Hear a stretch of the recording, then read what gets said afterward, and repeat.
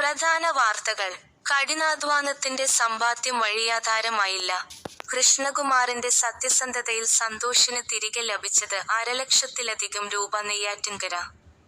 അപ്രതീക്ഷിതമായി നഷ്ടപ്പെട്ടുപോയ തന്റെ വലിയൊരു തുക തിരികെ ലഭിക്കില്ലെന്ന് ഉറപ്പിച്ചിരുന്ന സന്തോഷിന്, വെൺപകൽ സ്വദേശി കൃഷ്ണകുമാർ ഒരു ദൈവത്തെപ്പോലെയാണ് അവതരിച്ചത്. വഴിയിൽ വീണുകിട്ടിയ 58,000 രൂപയും രേഖകളും കൃത്യമായി ഉടമസ്ഥന്റെ കൈകളിൽ എത്തിച്ച് കൃഷ്ണകുമാർ മാതൃകയായി. ഇന്ന് രാവിലെ ശാസ്താംതല കവളാകുളം റോഡിലൂടെ യാത്ര ചെയ്യുമ്പോഴാണ് കൃഷ്ണകുമാറിന്റെ ശ്രദ്ധയിൽ റോഡരികിൽ കിടന്ന ബാഗ് പെടുന്നത്. തുറന്നു പരിശോധിച്ചപ്പോൾ കണ്ടത് കെട്ടുകളായി സൂക്ഷിച്ചിരുന്ന 58,000 രൂപയും വാഹനത്തിന്റെ RC ബുക്കുമാണ്. ഒരു നിമിഷം പോലും വൈകാതെ അദ്ദേഹം പണവുമായി നെയ്യാറ്റിൻകര പോലീസ് സ്റ്റേഷനിൽ എത്തി വിവരം അറിയിച്ചു.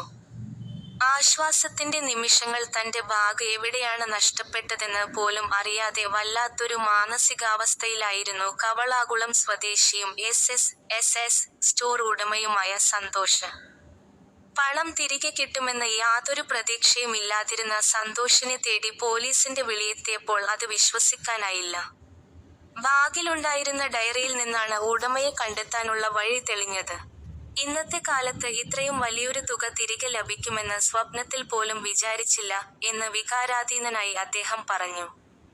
പണം തിരികെ ലഭിച്ചപ്പോൾ കൃഷ്ണകുമാറിന്റെ കൈകൾ ചേർത്തുപിടിച്ചുകൊണ്ട് സന്തോഷ് തന്റെ നന്ദി അറിയിച്ചു. സ്വന്തം പണം നഷ്ടപ്പെട്ടാലുള്ള വേദന ഉൾക്കൊള്ളാൻ കൃഷ്ണകുമാർ കാണിച്ച ആ മനസ്സിനെ അദ്ദേഹം വാനോളം പുകഴ്ത്തി.